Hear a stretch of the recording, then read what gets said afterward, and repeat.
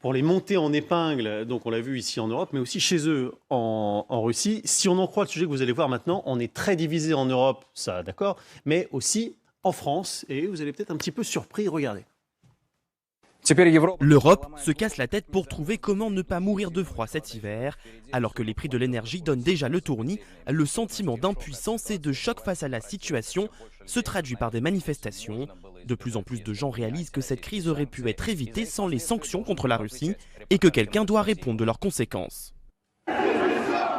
Paris gronde. Samedi, des centaines de manifestants sont descendus dans les rues de la capitale française. Les participants à l'action résistance protestaient contre la politique des autorités qui, selon eux, n'aident en rien la population à supporter les conséquences de la crise économique. Dans leur bouche, un seul slogan, Macron démission. Macron, в отставку. Et voilà, il n'y a pas eu de manifestation ce week-end, hein, ce n'est pas du tout vrai.